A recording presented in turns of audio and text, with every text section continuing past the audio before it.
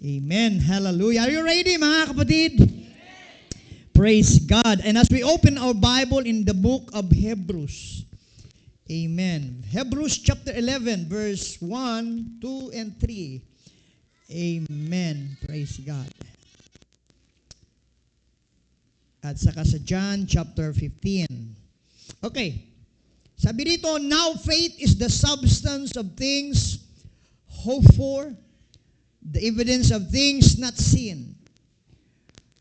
For by its the elders obtained the good report. Everybody say good report. So verse 3, through faith we understand that the word were framed by the word of God, so that things which are seen were to made all things which do appear. Ngayon, ang pananampalataya ang siyang kapanatagan ng mga bagay na hinihintay, ang katunayan ng mga bagay na di nakikita. Sapagkat sa pamamagitan nito, ang mga matatanda ay sinasaksihan. Amen. Sabi rito mga kapatid, praise God, sa pananampalataya ay natatalastas natin ang sanlibutan ay natatag sa pamamagitan ng salita ng Diyos, na anupat ang nakikita ay hindi ginawa ng mga bagay na di nakikita. Sa chapter 15 ng book of John, amen, verse 3 or verse 4 hanggang 5. Juan 15, versikulo 4, kayo'y manatili sa akin, at ako'y sa inyo. Gaya ng sanga na di makapagbunga ng kanyang sarili o sa kanyang sarili, maliban, anong sabi diyan? Na nakakabit sa puno. Gayon din naman kayo, maliban na kayo'y manatili sa akin. Sa verse 5, ako ang puno ng ubas, kayo ang mga sanga. Ang nananatili sa akin at ako'y sa kanya, siya'y nagbubunga ng marami. Sapagkat kung kayo'y hiwalay sa akin, wala kayong magagawa. Praise God. This morning, I'll be preaching, mga kapatid, before we pray. Don't just start the race, but abide until the end. Huwag mo lang siyang pasimulan, kundi manatili ka hanggang sa katapusan. Amen. Dakilang Diyos, muli po kaming dumudulog sa iyo. Sa dakila mong pangalan, mayroong kaming pag-asa. Sa dakila mong pangalan, mayroong kaming kagalingan. Sa pangalan mo, naranasan namin ang totoong kalayaan, physically, spiritually. At sa iyong pangalan, mayroong kaming higit na inaasahan, Panginoon. Ngayong umaga, minsan pa naming pinanghawakan at niyayakap ang iyong dakilang pangalan na mayroon kang gagawin sa aming kalagitnaan. Patuloy ka pong magsalita sa aming mga puso at muli, O Diyos, ang iyong kaluwalhatian ang siyang makita sa iyong lingkod.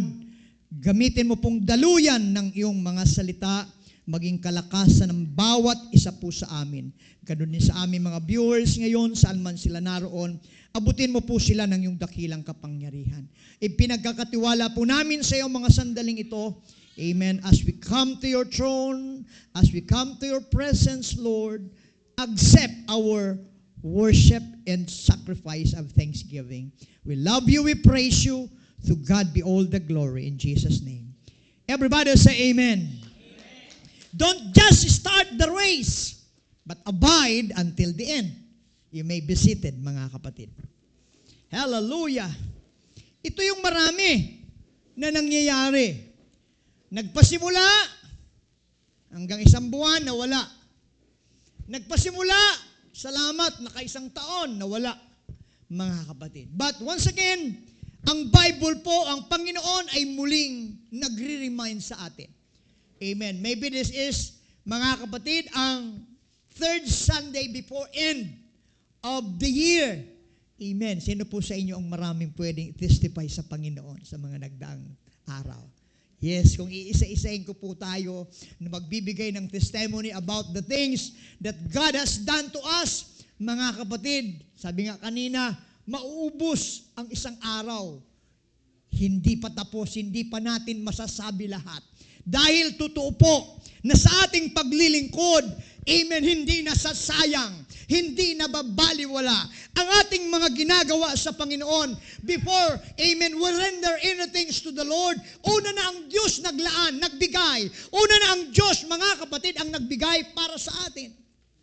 Can you say amen? Hallelujah. Salamat dahil sa kanyang habag, tayo po'y, amen, nakaunawa. This is the greatest thing that we receive. Amen. Blessings from the Lord. Walang iba yung great and understanding na mula sa Panginoon. We call this a divine understanding. Dahil kung wala tayong tinanggap na banal na pagkakaunawa sa Panginoon, I don't know kung saan tayo naroon. I don't know kung saan tayo, mga kapatid, kung saan lupalop tayo, mga kapatid ko. Amen, nagpapalaboy-laboy. Ngunit salamat sa dakilang biyaya ng Panginoon, tinanggap natin ang dakilang kaunawaan sa kanyang mga salita. And that's why we are here. We respond to the call of God. We respond, mga kapatid, amen, hallelujah, na minsan pang ating tinanggap.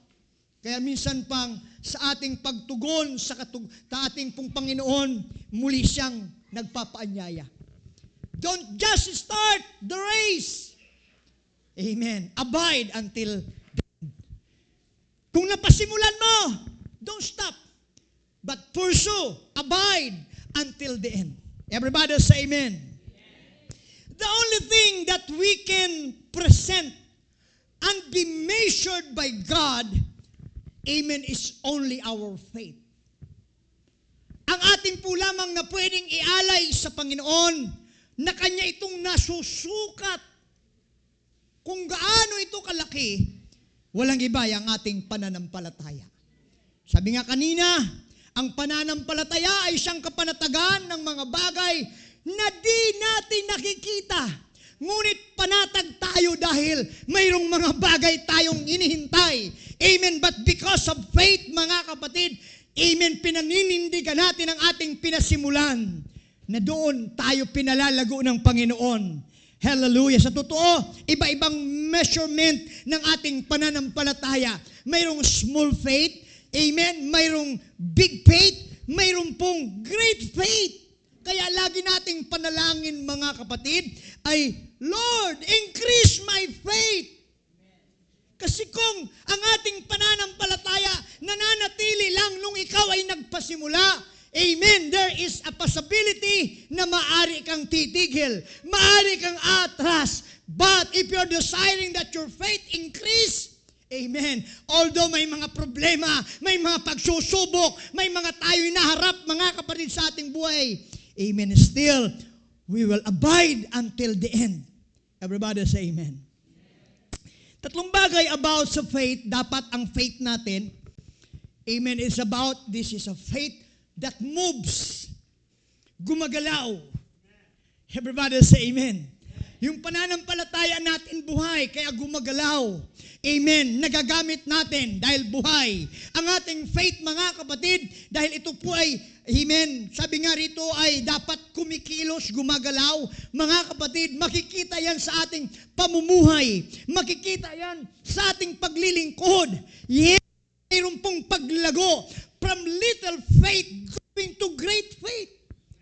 Kaya dapat ang ating faith, mga kapatid, it must be a faith that moves. Pangalawa, it must be that faith, amen, a faith that acts. Yung ginagawa natin. Kasi ibang kumikilos ka lang, na hindi ka naman gumagawa. Kaya nga sabi ni James, faith without work, ang pananampalatayang walang gawa, patay. Kaya dapat magsama-sama ito, mga kapatid. Una, faith that moves, faith that acts, and number 3, faith until finished. Kasi halimbawa, nakasimula ka ngayon, gumigilo, gumagawa ka nga. Pero, yes, gumagawa ka nga. Pero sa kalagitnaan, tumigil ka. Mga kapatid, nagiging sayang. But dapat magsama-sama ang tatlong ito. Faith that moves, faith that act, amen, and faith until finish. Amen. Are you ready? Hallelujah. Praise the Lord, mga kapatid, sa buhay natin, marami nang pinatunayan, amen, ang Panginoon. Lahat ng lubos na nanalig sa Diyos. And when we study mga kapatid, the chapter 11 of book of Hebrews, it's all about faith. Marami tayong mapapatunayan, makikita, mga testimonies about faith. If it is faith that moves, if it is faith that acts, and faith until finish, nakita natin, o ulitin ko, sa chapter 11 ng Book of Hebrews, maraming testimony, amen, lahat naging matagumpay because of faith. Amen. Dadaling ko po kayo sa buhay ni Samson. Pag narinig natin ang pangalang Samson, ang maiisip kaagad natin, sino? Alam natin yan, mga kapatid. Pag nabanggit natin ang pangalang Samson, yes, dahil alam natin yan, Samson and Delilah. It is a great story, mga kapatid. Amen. I hope mayroon pong kayong kunting idea rito. Yes, tama nga. Dahil pag sinabi natin, pag inisip natin about Samson, papasok kaagad natin si Delilah. And maliban kay Delilah, pag pinag-usapan natin si Samson, mayroon pa bang papasok sa iyong kaisipan about him? Tungkol saan? Ayun, sa mahabang book. Very good. Maliban kay Delilah, of course, yung kanyang buhok. Dahil doon, nagmumula, mga kapatid, yung lakas niya. Because Samson, mga kapatid, amen, has a gift from God because of his hair. Yung kanyang buhok na hindi man lang nasayaran ng gunting.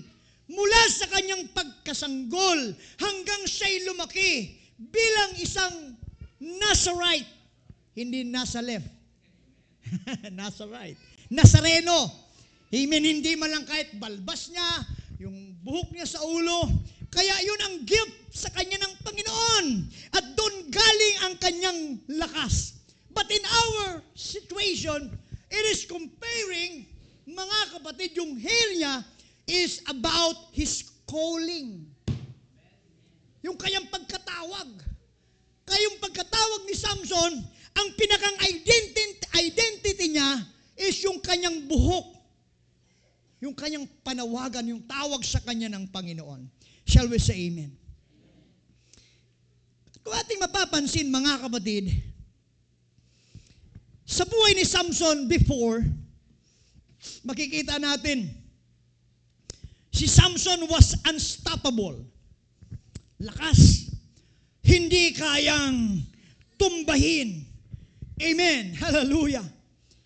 Praise God. Kahit leon, kanyang biniak yung kanyang panga. Amen. Walang ginamit na chainsaw. Walang ginamit ng mechanism. But because of his gift, yung kanyang lakas ay yung panga ng leon, mga kapatid. Amen. Ay kanyang binukaka at dahil sa kanyang lakas. Amen.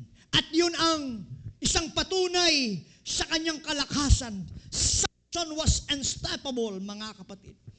And besides, mga kapatid, si Samson carried the city gates, amen, of his shoulder. Libo-libong mga kapatid ng mga Philistine, amen, ang kanyang pinagpapatay. Hallelujah. Praise God. Defeated armies, amen, ang kanyang gamit, yung salang nung layon, mga kapatid, nung naghupa na, naging kalansay na lang yung panga. Yun ang kanyang kinuha na siyang almas niya. At maraming army ang kanya pong pinatay. Di ba? Grabe, no? Isang tao, libu-libong army ang kanyang pinaslang. Even lions, mga kapatid. Why? Mayroon siyang dakilang kaloob. Mayroon siyang dakilang kaloob mula sa Panginoon. Amen. Pero ang nakakalungkot, mga kapatid, ito po. Samson protected his strength more than he guarded his heart. Protektado yung lakas niya. Mayroon siyang dakilang lakas. It is a very extraordinary strength. Dahil galing sa Diyos yun. It was very protected by Him. Kaya lang ang nalulungkot, malakas nga siya, protektado siya ng lakas, pero ang hindi niya nabantayan, yung kanyang puso. Can you say amen? Kaya nga, kung malakas ka nga, Brother Russell, pero yung puso natin, hindi natin nababantayan, maybe, it will happen, mga kapatid. Kaya sabi nito, Samson protected his strength, but more than guarded his heart. Sa ating panahon, in order for us, mga kapatid, na makapagpatuloy hanggang sa katapusan, hindi tayo tumigil sa kalagitnaan, hindi lang tayo kapagi nung mga nagpasimula, but we are desiring until finish.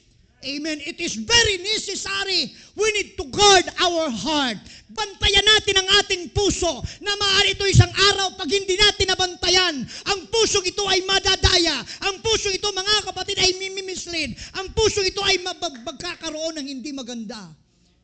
Alam naman natin, sa buhay ni Samson, amen, dahil sa hindi niya, mga kapatid, nabantayan ang kanyang puso, mga kapatid. Alam natin ang kwento, di ba? Amen. Nilambing-lambing siya ni Delilah. Amen. Dahil nabighani, nadaya sa kagandahan, mga kapatid ko ni Delilah, si Samson, hindi niya nabantayan ang kanyang puso. Amen. Nalambing-lambing siya. Saan ba nanggagaling ang lakas mo, honey?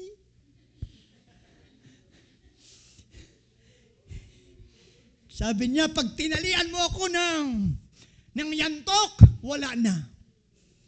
Dahil, mga kapatid, si Delilah, nababayaran siya na ikaw lang ang pwedeng gamitin namin na matuklasan ang lakas ng napakalakas na Samson na yan. Alam naman natin, almost 3 attempts, more than that, tinalian, kung ano-anong lubid. Praise God, nung mahimbing dahil siguro, I don't know, alam niyo naman, sa mga poor adults, nilambing ba naman ni Delilah, mga kapatid, nakatulog. Ayun, kinising sa, oh, Samson, andyan na mga kaaway. Kasi akala na wala na magagawa si Samson. Putol yung yantok, putol yung malalaking lubid. Wala naman. Andyan pa rin. Amen. Andyan araw-araw.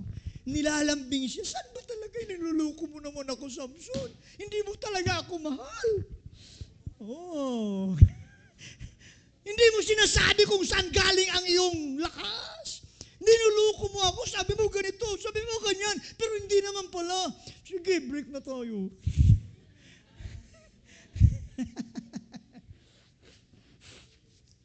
Until, yun na nga sabi ko po, yes, he was very protected to his strength, but he never guard his heart. Na dumating sa punto, dahil hindi niya kontrolado na babantayan ang kanyang puso, isang gabi, mga kapatid, habang marahil sila ay naglalambingan. Kasi mga kapatid yun O sa mga lalaki, mag-ingat tayo. Ingat tayo. Lalo si Delilah, mga kapatid, lagi nandyan. But when we speak about Delilah, hindi lang po yan physically. Maraming klase para tayo itumba. At yan ang nangyari kay Samson. Dahil sa patuloy na pagpupursikin ni Delilah, maalaman niya kung ano ang dahilan, saan galing ang lakas niya. Because Samson never guard his heart. Ayun, marahil sa for the last, mga kapatid, na pakikipag-usap ni Delilah, nasabi niya ang pinagmumulan. Amen. Hallelujah. Praise God. Ang kanyang buhok, amen, nabanggit niya na ang kanyang buhok nagmumula. Amen. Na kung ito'y puputulan, amen, isang araw wala na siyang lakas. Kaya nga, ayun ang nangyari dahil sa minsan, hindi natin nababantayan yung mga bagay na secret mula sa Panginoon. Hallelujah! Amen. Sabi niya, his muscle were powerful. Amen. But his boundary is weak. Kaya mahirap. Malakas siya.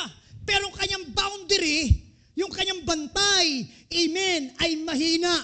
Of course, sa ating mananampalataya, ang pinakang garantiya na mananatili tayong wala sa kasalanan, ang pinakang garantiya na nanatili tayong tapat sa Panginoon, walang iba if we're always filled by the Spirit of God. At tandaan nyo, kapag nagkakaroon yung ating laman, nagkakaroon yung ating laman, amen, walang magawa. Diba? Sunod-sunuran ka. Pero pag lagi tayong puspos ng Espiritu ng Panginoon, amen, kahit ganong alok ng kaaway, kahit ganong panunukso ng kaaway, nananatili ka pa rin. But you are protected by the Spirit of God. Ganon din si Samson. Amen. His muscle were powerful, but his boundaries were weak. Kaya nga nung for the last time na sila po'y nag-uusap, nasabi niya na ang kanyang buhok, amen, ang siyang pinagmumulan ng lakas. Ang kanyang buhok, amen, doon nagmumula. Amen, because ang kanyang hair, as I have said, it is katulad ng kanyang pagkatawag, ang kanyang calling, ang kanyang ministry. Hallelujah! Kaya nung sabi niya, mga kapatid, ito, nagmumula dito. Na oras na putulan mo yan, mawawala. Kaya nga mga kapatid, amen, ang nangyari, he fell for Delilah's trap. Maraming panilo na ginagawa. Mga kapatid, si Delilah, na isang araw, nahuli siya. Nasabi niya, mga kapatid, he told, amen, the secret, amen, that he should keep the secret. Alam niyo yung mga banal na ating nalalaman, yung mga sagrado sa buhay natin, dapat natin itong ingatan. Spiritually, physically, anumang bagay na nasa atin, ito is secret, ito is sagrado. Amen, yung buhok niya, ito is a secret. Ganun din sa atin. Yung kaligtasan natin, sagrado yan. Huwag nating hahayaan, ibanggit natin kay Satanas. Amen. Huwag natin yan, amen, hayaan na ibunhag sa kaaway. Huwag natin yang i-offer sa kaaway. Amen. That your secret me must be kept. Amen. Through your faith. Ingatan natin. Yes, marami tayong failure. Nagdaan. Pero marami rin tayong victory. Naniwala ba kayo? Yes, marami man tayong failure, marami tayong victory. And we hope, mas lamang po yung ating mga victory. Dahil, mga kapatid, naniniwala po ako, if we keep our secret things sa buhay natin, I believe, mananatili rin tayong sagrado sa kamay ng Panginoon. Mananatili pa rin tayong secret, mga kapatid, hallelujah, sa presensya ng Panginoon. Why? Ang Diyos ay nananahan sa mga banal, maayos, malinis na dako. Kapag ang ating puso ay malinis, amen, sa harapan ng Panginoon. Amen, walang alinlangan that God, amen, can move in our heart, that the Spirit of God can dwell on us. Why? Alam natin ang ating puso ay sagrado sa harapan ng Panginoon. We experience na tayo na bautismon sa pangalan ni Jesus. Yes, we experience na tayo naranasan na bautismon sa Espiritu ng Panginoon, pero hindi yung garantiya. Dapat manatili yung ating pag-iingat ng ating mga puso ay sagrado na manatiling nandyan, nananahan ng Espiritu ng Panginoon. Can you say amen? Yun na nakakalungkot. Yung sagradong bagay kay Samson, ibinunyag niya, Brother Dave, kay Delilah. Na oras pinutol mo yung buko, wala na akong lakas. Amen. Ibinunyag niya. Amen. Kumbaga, ayun niya yung isang sagradong bagay na pinagkukunan niya ng lakas with his calling is here. That's why ang kanyang buhok, mga kapatid, ay pinutol. Nung pinutol ang kanyang buhok, mga kapatid, ang nangyari sa kanya, amen, ang lakas niya ay nawala. Ang kanyang mata ay dinukot. Mga kapatid, ang kanyang mga kaaway ay kanya siyang tinuligsa. And finally, ginawa siyang taga-grind, mga kapatid, amen, doon sa kingdom na yun, mga kapatid, amen, siyang ginawang kalabaw na nag-grind, mga kapatid. Tingnan nyo. If we expose our secret things, amen, mawawala yung lakas mo. That's why never expose the secret things in our life. Dukutin ang mata mo na mawala ang paningin mo na mayroong pagbabalik ang Panginoon. Dukutin ang mata mo na hindi mo makita ang pangako ng Diyos, na hindi mo makita ang pag-asang inaalok ng Panginoon. Kaya nga, nung dinukot ang mata, mga kapatid ni Samson, because he never guard his heart, ano nangyari? Amen, pinaglaruan siya. Pinagtutuligsa siya. Oh, Samson, asan ang lakas mo? Wala na, mga kapatid. Sa buhay natin, I believe, hindi man eksakto itong nangyari sa buhay natin, but I believe marami tayong pagkakataon na minsan tayo'y naging hindi mapagbantay, hindi tayo naging maingat sa ating pananampalataya for the whole year round, mga kapatid. That's why we can say marami tayong failure, na minsan binulag tayo ng Panginoon ng kaaway, hindi natin makita yung ating totoong paglakad. And sometimes we became a prisoner. Naging alipin tayo. Hindi rin katakataka, marami tayong mga kapatid na nangawala. Maraming nanghihina. Maraming hindi nakaabot. Why? They were all blind. Binulag. Hindi nakita kung saan ang daan ng simbahan. Saan ba yung daan papunta sa simbahan? Kaya imbes na punta sa simbahan, napupapunta na kung saan. Alam niyo mga kapatid, let us be very careful about this. And sometimes, dahil binulag tayo minsan, na hindi natin nababantayan ang ating puso. Imbis na makita natin si Kristo, makita natin ang mga katitusaran sa simbahan. Imbis na makita natin ang mga blessings, makita natin ang mga positive thought, makita natin ang mga positive work ng Panginoon, ang nakikita natin puro mga negative. Why? It is the result of not being guarding his heart.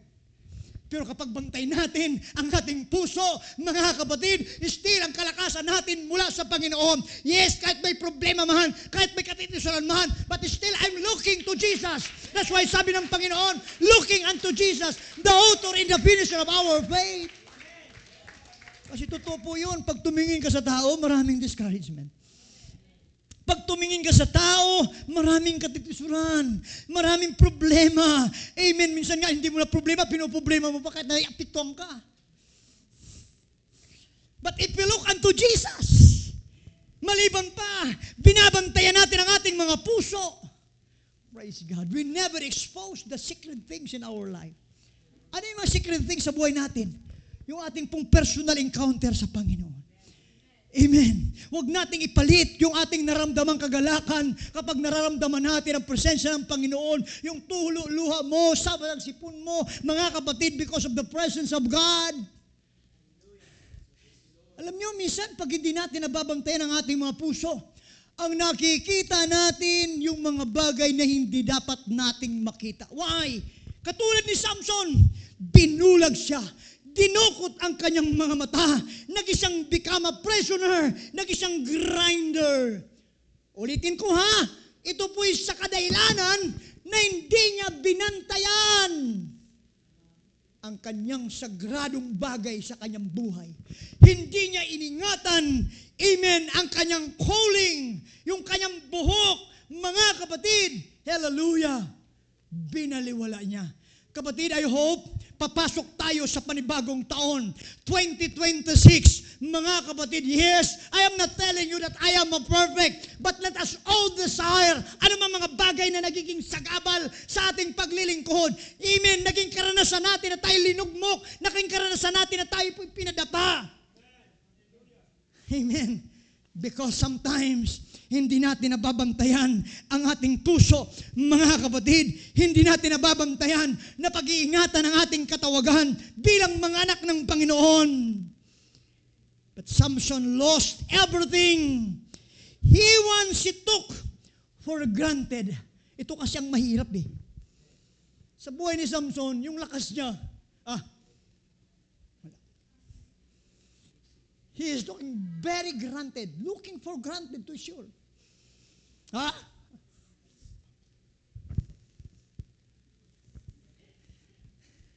Alam niyo mga kapatid, minsan nararamdaman natin yan. Dahil pag hindi natin nababantayan yung ating sarili, lalo kapag dumarating yung blessings, para bagang, huwag mo na mag-pray. Marami ng pagpapala. Huwag mo na mag-fasting, marami namang pagkain. Ang daming bigas dyan, huwag mo na mag-fasting. Mga kapatid, ganyan si Samson.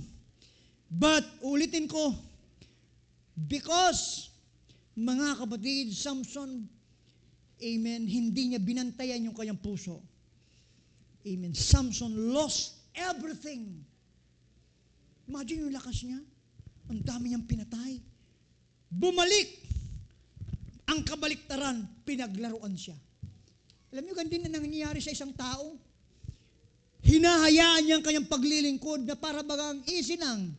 Taking for granted lang. Born again naman ako. Ano pa man magpaparaigot-igot pa?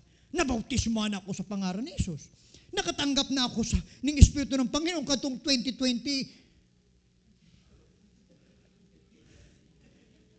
Yes, nakareceive ka ng Holy Ghost 1991 pa siguro.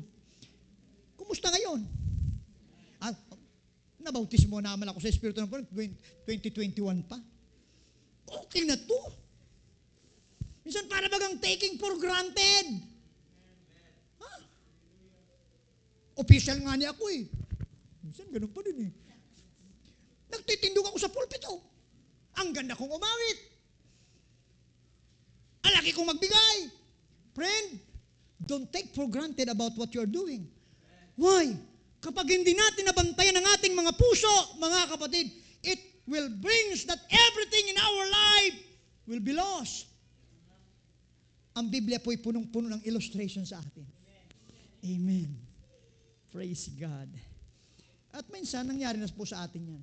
Maraming mga bagay na nawala sa atin. Kanina, minsan, inililigaw talaga tayo. Kasi subject talaga tayo. We are prone, mga kapatid, on that situation. Amen. Tao lang tayo, di ba? Tao lang tayo. Amen. Kaya, laging nasa prone tayo ng pagkakasala. Lagi tayong nasa prone, mga kapatid, ng pagkakadaya. Amen. Dahil totoo lang naman, kung hindi lang sa biyaya ng Diyos, wala ka rito eh. Huwag mong sabihin, matalino ka, maganda ka, gwapo ka, dahil kung kaya nandito ka, oh. Hindi po. Lahat tayo nandito dahil sa biyaya lang ng Diyos, kaya maging sa ating sarili. We cannot take for granted. Amen. Ang pinag-uusapan dito yung present natin. Amen, yes, naglingkod ka na ng 20 years, o sabihin na natin 30 years, but on this present time, you never guard your heart. Useless your 20 years. Useless your 10 years. Kung ang puso mo ngayon, tingnan nyo, maraming labanan ang ginawa ni Samson, mga kapatid. Pero dahil sa hindi niya pagbabantay ng kanyang puso, putol ang buhok, nawala ang lahat. And sometimes, nangyari na sa atin. Amen. At wag na nating hayaan mangyari pa sa atin ang mga bagay na yan. Dahil hindi tayo nakadesenyo yan. Dumaloy sa atin ang biyaya ng Diyos na anupat naunawaan natin na sa Panginoon, amen, mayroon tayong katiyakan. Na sa Panginoon, mayroon tayong sigla. Sa Panginoon, mayroon tayong lakas. May mga nagtetestimony ng mga bagay na ating tinatamasa ngayon, hindi natin naranasan nung tayo'y nasa mundo pa. Hindi natin naramdaman ang mga bagay na iyon nung tayo'y nasa mundo pa. Can you say amen? It is a very privilege sa buhay po ni Samson, di ba? Lakas niya eh. Siya lang ang panlaban. May kaaway, warap. Kaya siguro nagyabang si Samson, no? Tabi kayo dyan, ako bahala dyan. Doon naman yan ginagawa. Makaaway. Ubus! Tunog-tunog pa yan.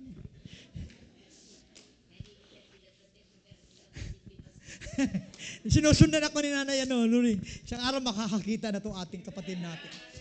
Kung saan ako pumupunta, sinusundan niya na ako eh. Amen. Di ba? Praise God.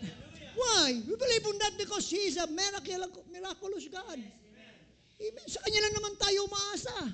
Ito nga po ang dahilan kung bakit tayo nandito dahil nabiyayaan lang tayo ng Diyos. Huwag tayong magmalaki, gwapo ka, maganda ka, no? Dahil sa biyaya ng Diyos, nandito tayo. Kaya nga, sinisi ko si Brother Raymond, ba't ganyan kagwapo nilagay nyo sa taas dyan? Joke lang.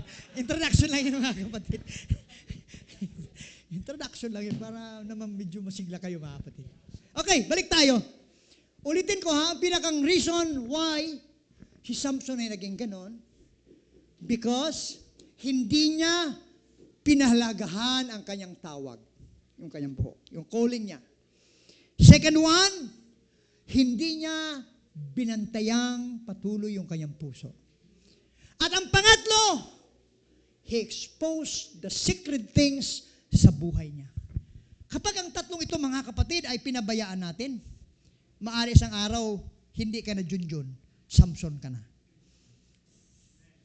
Hindi ka na Oliver, Samson ka na. Hindi ka na Nicolas, Samson ka na, pag pinabayaan natin ito. Pag hindi mo pinahalagahan yung pagkatawag mo, pag hindi mo, pangalawa, sabi doon, hindi mo yata sinusundan eh. Iningatan ang puso. Thank you, Brother Mike. Sinusubo ko lang kung talaga nakikinig kayo. Una, pag hindi natin pinalagan ang ating tawag, yung ating calling, yung buhok niya. Pangalawa, hindi niya iningatan ang puso niya. At ang pangatlo, in-expose niya ang kanyang mga sagradong bagay. Iyon ang dahilan kung bakit si Samson nawala ng lahat. Yung lakas, amen, pati mata niya, dinukot, mga kapatid. Iyan din ang madalas nangyari sa mga manampalataya. Iyan din ang nangyari marahil sa iyo. Pero salamat na lang sa Panginoon. Yan ang nakaraan, amen, hallelujah, ni Samson sa kanyang paglilingkod, sa kanyang ministry. Yes, napabayaan niya. Hindi niya napahalagan ang kanyang tawag. Hindi niya nabantayan ang kanyang puso. Maging ang kanyang mga sagradong bagay, hindi niya napahalagan. Kaya nasuffer siya ng ganun. Pero salamat sa Panginoon. Sabi ko nga, ang biyaya po ng Diyos ay sagana. Ang biyaya ng Diyos, mga kapatid, amen, ay nararanasan natin sa buhay ng bawat isa sa atin. Amen. That's why, sa buhay ni Samson, bumalik siya sa isang lugar na napakadilim. It looks like sa ating kapatid dito.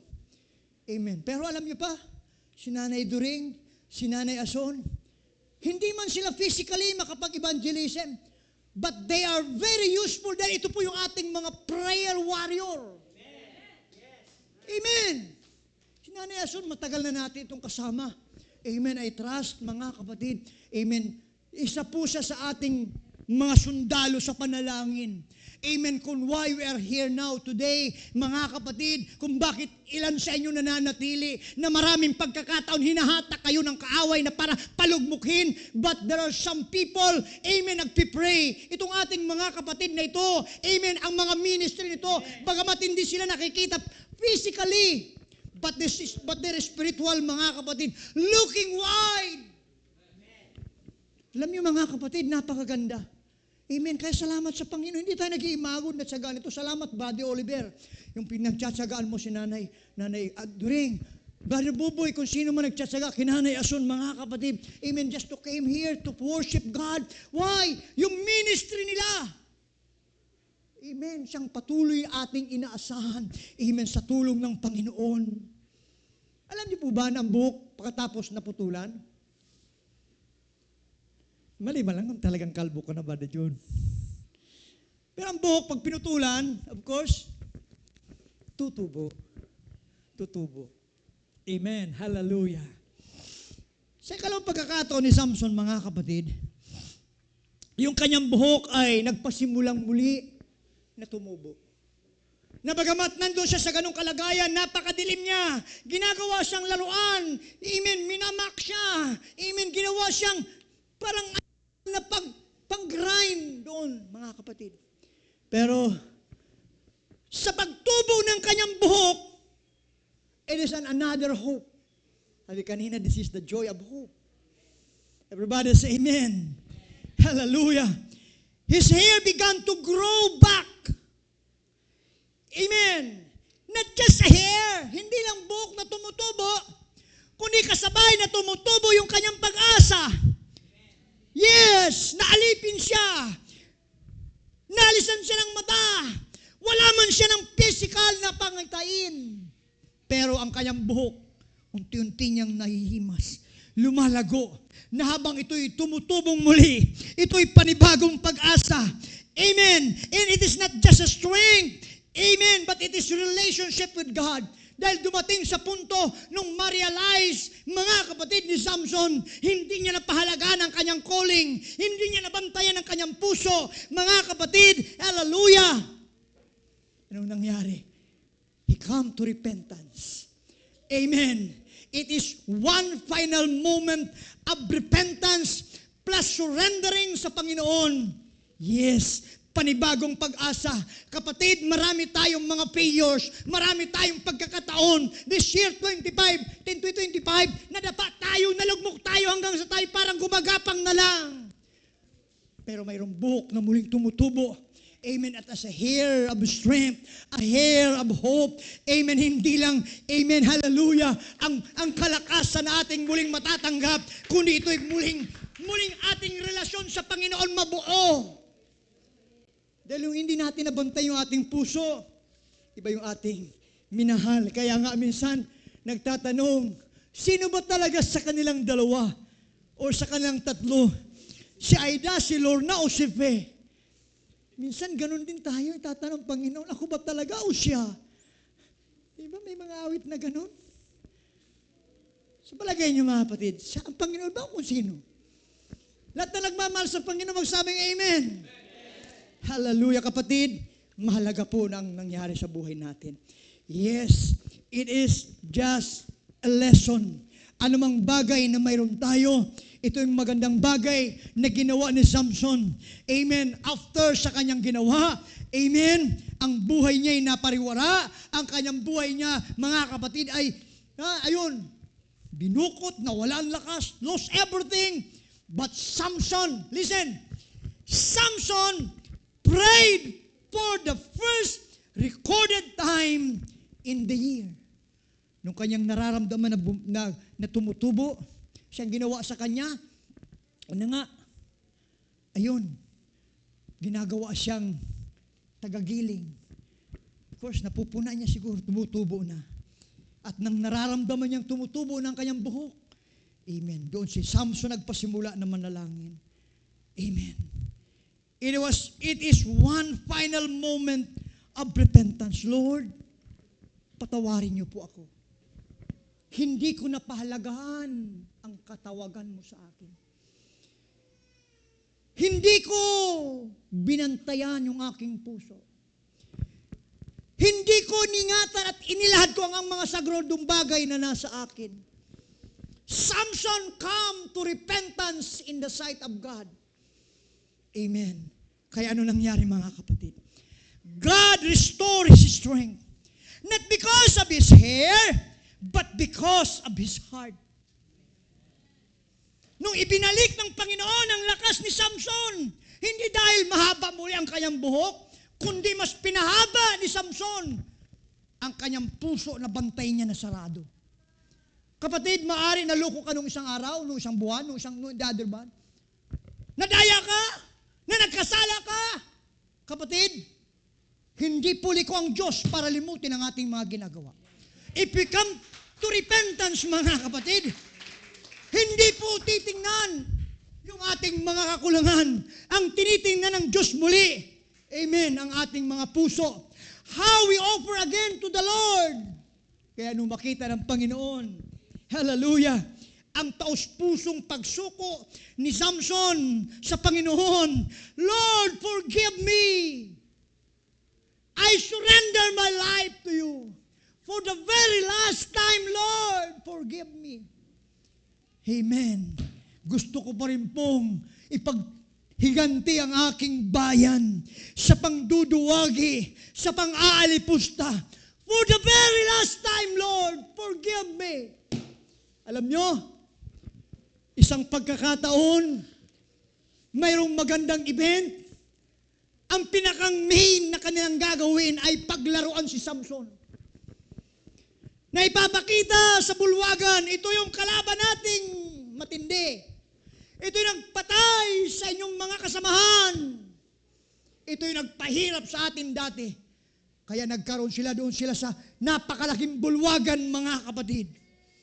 Amen. Na ipipresenta nila si Samson na tutulugsain, hahamakin, kasama ng Diyos ni Samson duduhagiin.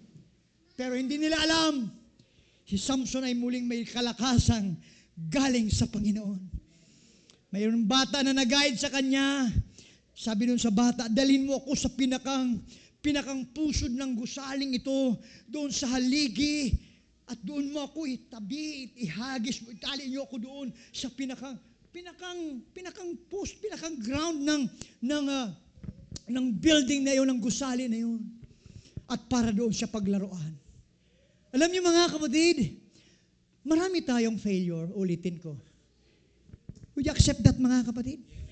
Marami tayong mga kahinaan. Marami tayong diferensya. Kaya sabi nga kanina, sa devotion natin, this is not the church of the perfect people. This is the church of unperfect that willing to be perfect by the Lord. Kasi kung sa atin, hindi tayo kahit pwede mag-perfect, brother. Marami tayong ginawa para tayo maging, anong nangyari, naging mayabang lang tayo. Pero ang Diyos kumilo sa atin, hindi man tayo tanyag, wala man tayo may pagmalaki, pero pinago ka, purihin ang Diyos. Hallelujah. Sabi ng Judge 16:30, He killed more enemies in His death, amen, than He had in His life. Nung i-restore ng Panginoon ang kanyang kalakasan, for the very last time na siya po ay dapat paglaruan, ang nangyari, dahil ang Diyos kasama niya, sabi niya, Panginoon, ayaw kong duwagiin ang pangalan mo, kasama ng bayan mo. Gusto kong mamatay na kasama ng aking mga kaaway. Kaya ano nangyari mga kapatid? Samson's greatest victory came after his greatest failure. Mga kapatid, wag po kayo mangamba pag may mga failure tayo. May mga down tayo, wag kayong malungkot. Yes, may mga failure tayo ngayong 2025, but we're looking 2026, I have a victory. I have a victory. I have success and victory. Amen. Hallelujah. Kaya yung paglalaroan na siya, call upon the name of the Lord. Lord, for the very last time, habang nakagagapo siya doon sa dalawang haligi, mga kapatid, God is restored His strength. Nung kanya itong ginalaw, ang buong bulwagan ay nagiba. Ang daming nanonood. Amen. Para saksihan ang kanyang, na para sa ilaruan. But God, do His greatest things. Amen. Tandaan mo kapatid, kapag lumapit tayo sa Panginoon, you can see the greatest things sa buhay natin. Kapag lumapit tayo, may pagpapasakop, may papahayag sa iyo ang Panginoon ng mga bagay na dakila sa iyo. May mga bagay na ipapakita sa iyo, mga himala. Dahil minsan, ang Diyos hindi makakilos dahil minsan, kaya ko na yan, Lord. Diyan ka na muna, Lord. Kapatid, sabi nga kanina, kung hiwalay tayo sa Panginoon, hindi tayo maaari magbunga. Wala tayong magagawa kung hiwalay tayo sa Panginoon. Eh nangyari, tanong nyo, nung humiwalay si Samson, nawala ang lakas niya. Ganun din sa atin. Kapag humiwalay ka sa Panginoon, backslide ka talaga. Paglalaroan ka ng kaaway mo. Amen. Yayayain ka muli sa drugs mo. Yayayain ka muli sa alak mo. Pag humiwalay ka sa Panginoon. Pero salamat sa Panginoon. God has always a second chance. Everybody say, check, second chance. Si Samson, yes, una, naging tagumpay. Kaya lang ang nangyari, taking for granted, inalis ng Diyos. Anong message natin mga kapatid? Maari, may mga tatatanggap tayo sa Panginoon. Keep humble. Keep submissive. Keep prayerful. Keep faithful. Don't stand for granted. Amen. Hindi po ito patagalan. Ang pinag-uusapan dito, patapatan. Kapag masusumpuan tayo na nanatiling tapat sa Panginoon, you're always in the side of God, a winning side. Pero pag nasumpungan mo ang sarili mo, nagmamataas, kasama ka sa mga losing side. Amen. Si Samson, dahil nagpakumbaba siya sa huling pagkakataon, kilos siyang bumbulwagan, nagiba. Amen. Nagkagulo, nag-stampede. Yung mga nasa taas na structure, binagsakan, mga kapatid, yung kanyang mga kaaway. Kasamang namatay si Samson. But Samson, mga kapatid, has a great victory after his greatest failure. Sa kanyang failure, hindi siya nanatili doon. Bagkus, unti-unti siyang lumapit. Unti-unti siya nagpakumbaba. Unti-unti siyang muling sumunod sa Panginoon. Kapatid, may mga failure man tayo. Don't be discouraged. Don't stop. Kaya nga, huwag ka lang magsimula ng iyong labanan. Manatili ka hanggang sa katapusan. Amen. Hallelujah. Praise the Lord. Ilang lesson po rito mga kapatid. Samson before, it is a man of relying on gifts. Sa kanyang kaloob. Kaya nagmayabang siya. Kaya sa ating mga kapatid, kung ano man mayroon tayo, anong kaloob mayroon tayo, huwag tayong magmayabang. Nakita tayong humble. Huwag tayong hambog. Amen. Huwag nating pangunahan ng Panginoon. Let us be submissive. Kasi Samson ganun eh. Dati, nag-rely siya sa kanyang kaloob. Marami siyang kaloob kasi. But on the second time, mga kapatid, Samson after, he became a man of relying on God. Ito yung hinahanap ng Panginoon sa atin ngayon. Let's continue rely on the power of God. Amen. And Samson and God allows Samson to lose that he idolized so he could recover or rediscover, amen, the hope, amen, or the things that from God that he forgot. Minsan lalayo talaga sa atin yun. Kaya sinangyari yung mga bagay na kay Samson, inalis ng Diyos. Amen. Huwag na nating hayaan. Naalisin pa sa atin yung mga bagay na nasa atin. Amen. Ang tangi lang natin gawin, mga kapatid, let's remain relying on power of God. His comeback started not when his hair grew, but when he started his heart humble. Sabi ko nga kanina, hindi bumalik yung lakas niya dahil tumutubo muli ang kanyang buhok. Kundi ito po'y nagpasimula nung matuto siyang magpakumbaba sa Panginoon. Tandaan natin that your failure is not final. Sabihin mo sa katabi mo, your failure is not final. Ayan, hindi po yung final mga kapatid. Your failure is not final. Your weakness is not the end. Sabihin mo nga, yung kahinaan mo hindi yung katapusan. Amen. Your mistake do not cancel your calling. Yung pagkakasala mo, pagkakamali mo, can never cancel your calling. Sabihin mo mali. Your mistake do not cancel your calling. Sige, sabihin mo. Your mistake do not cancel your calling. Ito kasi ang ginagawa ng kaaway eh. Alam niyo ba yan? Yung nagkakamali ka, sinisimba ka man dyan, iyo ka mang giraray. Kasi ganyan, inalo ka ng diablo eh. Pero tandaan mo, yung pagkakamalo, hindi po yan ang katapusan.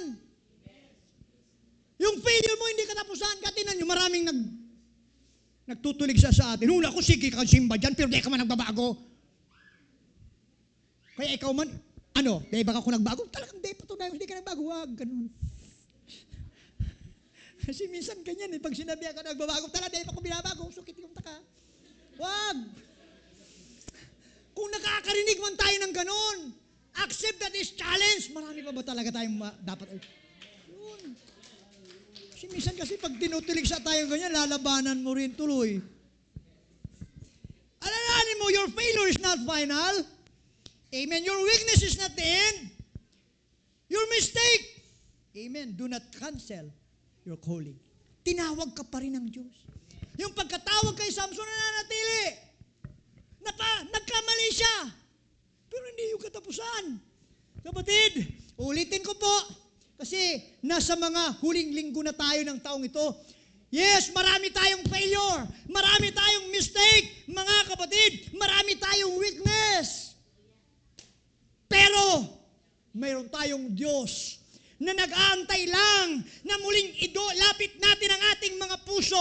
Panginoon, ang aking puso ay muli mong linisin, ayusin, gawing karapat-dapat sa iyo. Yun ang hinantay ng Panginoon kay Samson. Kaya nga nung lumapit si Samson sa Panginoon, amen, wala pong kondisyon na sinabi, sige, balikan ko yung lakas mo, pero wala po tayong mababasang ganun. O sige, babalik ko yung lakas mo, pero hindi po. Pag nakita ng Diyos ang ating mga puso ay clear. Everybody say clear. Wala tayong maitatago sa Panginoon. That's why if God restores Samson in chain, amen, He can restore you in whatever prison you feel trapped. Narinig nyo? Kung si Samson, mga kapatid, amen, hallelujah, inirestore ng Diyos ang kanyang kalakasan, inalis sa pagkakagapos na siya'y pinaglalaroan, kaya rin tayong i-restore ng Panginoon. Anumang klaseng bilanggo na mayroon tayo, bilanggo ka ng kasama ng ugali mo, kasama ng karakter mo, kasama ng pag-iisip mo, kaya kang ayusin ng Panginoon. That's why God is calling unto us. Don't just start, amen, of the race. Amen, abide until you finish. Ngayong taon, marami tayong failures, marami tayong weakness. Friend, brothers and sisters, let's abide, amen, until finish the race. Amen. Are you excited, mga kapatid, sa 2026? Yes. I am very excited. Malapit nang pumasok muli ang 2026. There is another great blessings, mga kapatid. Kaya ang ating team sa darating na linggo, I just want to tell you, another step to abundant season. Another steps to abundant season. Ang taong darating, it is more abundance that God promised to the people, mga kapatid. Amen. Walking continuously, amen, humble in the sight of God. Ito yung inaasahan, mga kapatid. Ang buong Apostolic Church of Tinambak, mga tinawag niya, mga anak niya, masusumpungang lalakad, amen, hallelujah, na patuloy nagpapakumbaba sa Panginoon. Listen, for the last, God doesn't anoint the perfect, but God redeems the surrenderer. He never anoint the perfect. But if you come have a surrender life, amen, you will be blessed by God. I-redeem ka ng Panginoon. Yes, anak, huwag ka dyan manatili, mapapahama ka dyan. Dito ka sa presensya ko, dito sa piling ko, dito ka sa bahay ko. Huwag ka dyan sa sanlibutan, ang dami dyan, mga putik. Dito ka. The only place that we are safe is no other than in the church. Huwag tayong lalayo sa church. Wherever you go, mga kapatid, lagi nating hanapin ang church. Saan ka man mapunta, hanapin mo ang church dahil itong lugar na para tayo ayusin. Dito tayo babalikan ng Panginoon. At dito tayo iniwan, dito tayo babalikan ng Panginoon. Let us remain as a part, mga kapatid, amen, sa mga taong inihahanda ng ating dakilang Diyos. Yes, marami tayong kasaysayan sa ating buhay. Isang napakagandang bagay na mayroon tayong Redeemer. Walang iba, si Jesus Christ. Hindi tayo mariredeem ng mga bagay na kung ano mayroon tayong tinatangkilik, baka yung pang maglugmok sa atin. But if we depend on Him, amen, He is our Redeemer. He is our Redeemer. Kaya nga, minsan nag-iisip ka na para bagang tigil ka na. Ang dami ka na nakikita mga katitusuran sa simbahan. Kasi tinignan mo kasi mga katitusuran eh. Pero pag tinignan mo si Jesus, hala, sige, tuloy lang. Amen. Tayo lahat ay tatayo, mga kapatid. I believe sa kanyang salita ay totoong buhay. Maraming pagkakataon na tayo po'y napapariwara. Nagiging biktima tayo ng pandaraya. Pero salamat sa Diyos. God o ang Diyos na ating pinaglilingkuran. Siya po ang Diyos na nanatili, nag-aantay ng ating buong paglapit na may buong katapatan. Sige, ayusin muna natin ating mga upuan. Bago tayo dumako sa ating pong year-end Thanksgiving, Let's call upon the name of the Lord. Sige, lapit tayong lahat dito sa altar. Diyan sa gitna, punuan natin. Kung nais mong lumuhod, malaya ka pumunta sa altar. Sige. Wala pong matitira sa lahat sa likod, lahat tayo lalapit sa Panginoon. Amen. Di sa gitna, punuan natin dito. Sabay-sabay tayo. Hindi po ako magtuturo kung sino sa inyo. But I believe, wala tayong may tago sa Panginoon. Wala tayong may lihim. Yes, sige. Sige po, dyan ka na lang, nanay. Luhod ka na po dyan. Luhod ka na po. Sige. Okay, praise God. Sige. Muli ang Panginoon ay nagpapaanyaya sa atin.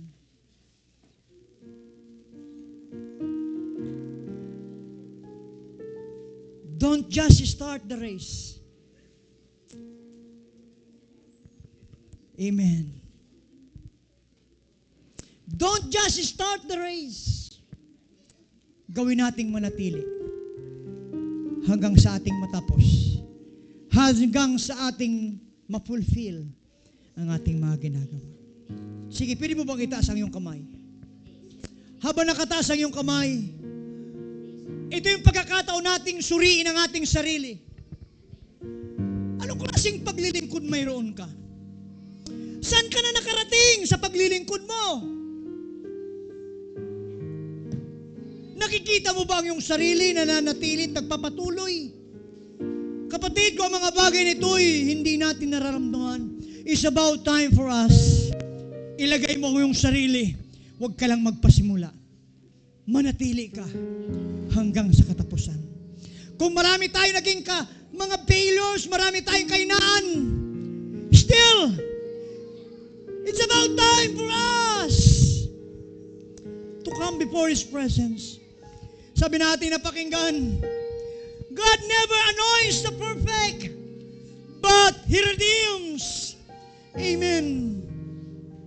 He redeems. Mga kapatid, hallelujah, He redeems. Kanyang nire-redeem ang mga nagpapakumbaba, surrender. Sige. And I pray for you, mga kapatid, dakilang Diyos, narito ang iyong mga anak. We feel your presence. We feel your love. O Diyos, salamat sa iyong kabutihan. Ipinakita mo sa amin ang buhay namin sa iyong harapan.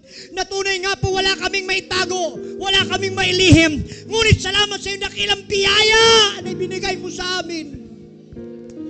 Ang muling pagkakataon, amen, na kami lumapit sa iyo na may buong katapatan, buong pagpapasakop, buong pagpapakumbaba. In the name of Jesus, Lord, dalangin ko, Panginoon, kausapin mo ang bawat isa.